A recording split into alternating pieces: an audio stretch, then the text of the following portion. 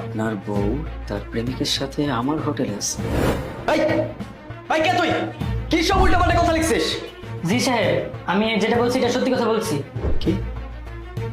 আমার বউ তার প্রেমিকের সাথে?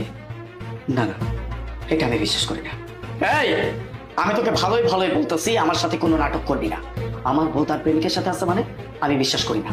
তুই যে আমাকে উল্টাপাল্টা কথা বলতেছিস সেটার কোনো প্রমাণ আছে তোর কাছে? স্যার, আপনি যদি বিশ্বাস না যান তাহলে আমার হোটেলে চলেন। আমার হোটেলের নাম পাপ্পু হোটেল। ঠিক আছে ঠিক আছে, আমি এই মুহূর্তে যাচ্ছি। যাওয়ার পর যদি আমি ওইখানে আমার ওয়াইফ আর তার প্রেমিককে আমি না দেখতে পাই, তাহলে তোর পিছনের যে জায়গাটা আছে না, এটার আকৃতি আমি চেঞ্জ করে দিব। জীবনে আর ওয়াশরুমে আসতে হবে না। হ্যালো, আমি আমি তো অফিসের কোথায় থাকবো?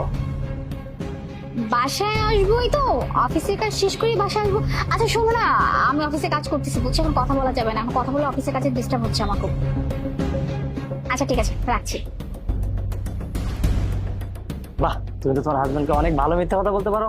তোমার হাজবেন্ডকে তুমি যা বলো তাই শুনে। তুমি যদি তোমার হাজবেন্ডকে বলো সকাল তাহলে সকাল, তুমি যদি বলো রাত তাহলে রাত। বাহ, তোমার হাজবেন্ড তো অনেক বলো।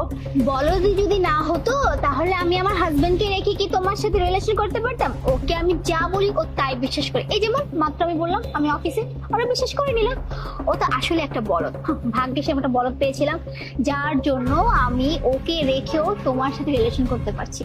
হ্যাঁ, আমি অনেক ভাগ্যবান যে তোমার মতো একজন গার্লফ্রেন্ড পেয়েছি। তোমার হাজবেন্ড থাকা সত্ত্বেও তুমি আমার সাথে রিলেশন আছো। আচ্ছা, একটা কাজ করি, চলো না, আমরা তো 1 ঘন্টা সময় পেয়েছি।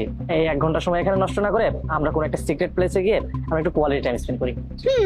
তা তুমি ঠিক বলেছো, একটা সিক্রেট প্লেসে গিয়ে একটা কোয়ালিটি টাইম স্পেন্ড করাই যায়।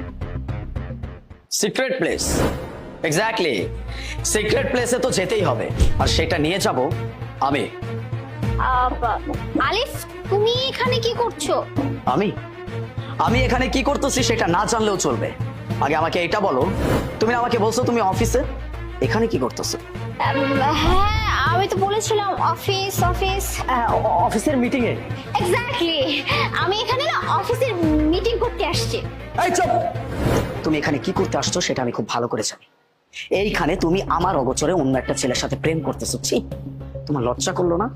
আমি তো প্রথমে বিশ্বাসই করিনি যখন ওই ছেলেটা আমাকে লিখে দেখাইছে যে আমার বউ পাপ্পু হোটেলে বসে অন্য একটা ছেলের সাথে প্রেম করতেছে।